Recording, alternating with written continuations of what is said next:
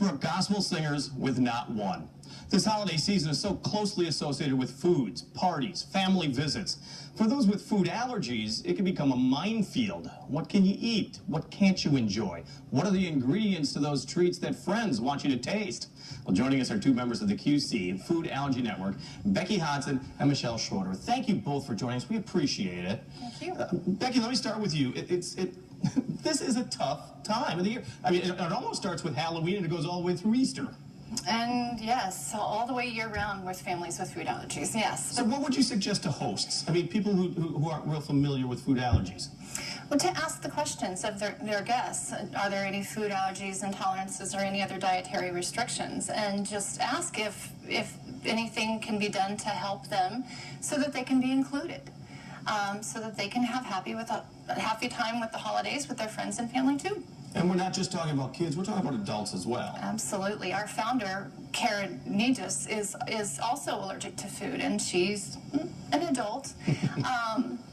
Yes, it's adults too, and the nature of food allergies is they can develop at any time in your life. It's not just children at birth. It's all the way until you're 65 or more. Sure. And Michele, that kind of leads to the question that, I mean, it just seems that there's so many people who have various forms, if not more chronic forms of food allergies than what, 20, 30, 40 years ago? Right.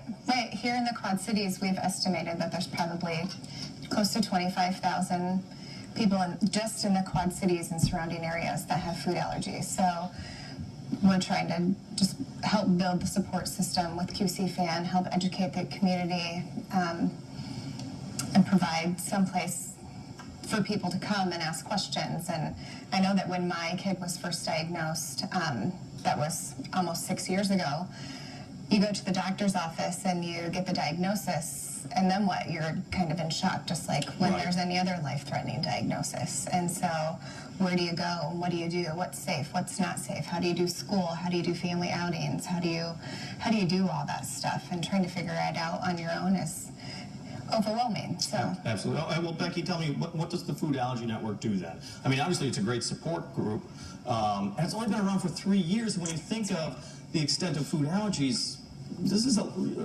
late coming to the table.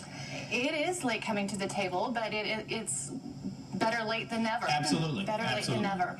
The Quad City Food Allergy Network is a support group, and we have monthly meetings where people that are newly diagnosed or just are looking for support can come to us and get some resources. We have meetings for everything from how to read those labels to understand where some of our allergens could be hiding, to developing some skills to advocate for children in schools, so that some accommodations can be made to keep kids safe in school. Well, and Michele, this can be kind of a stressful time too, I would think, for people with food allergies, because they are inundated with, hey, try this, or come to our holiday party, or... Right. And you want to be included in the party. Yeah, and we are a society where we live around food. Food is everywhere. We get to every single get-together, holidays, birthdays, everything. We have Easter egg hunts. We have trick-or-treating. We have everything is around food, and so. And you don't want to feel like an outcast by saying, "Oh no, I can't have that," or whatever. Right.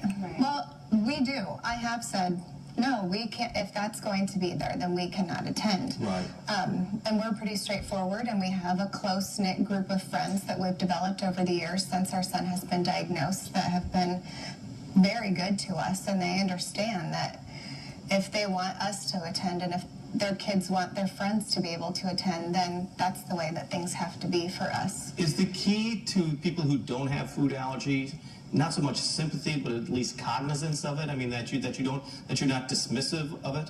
Right. Yeah. Definitely. Just ask questions, and if their great aunt is adamant that they need to bring their nutty fruitcake or whatever, then that's fine, and we're not going to be mad that we can't attend. It's just a part of our life and a fact of our life that, okay, we can't attend then. So Becky, I mean, just to have that safety net is so big. A support group is so important. How does somebody get involved with the Food Allergy Network? Well, and you've got a great Facebook page. Why, thank you very much. So that's always a good place to start. It is. It's a great place to start. Anybody can contact us through the Facebook page. We have a pretty good ability to respond to those messages right away. We do have an email address too that you guys can post on your webpage or something along those lines. That is also responded by any one of our board members. You can also call us by phone, and we've all had those moments where we need to call somebody for a little bit of support because something has happened. And just having a voice on the other end of that line that has been in the same position that they've been.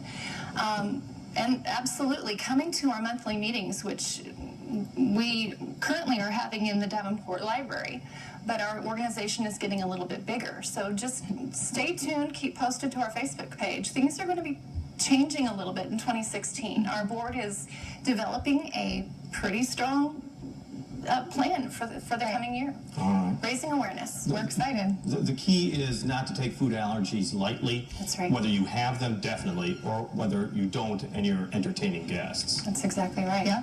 Becky Hodson, Michele Schroeder, thank you so much for joining us. Thank Good you. luck in the Thank you so coming much. year. Yes, we we look appreciate forward it. to your progress. Thank you. Well, we want to thank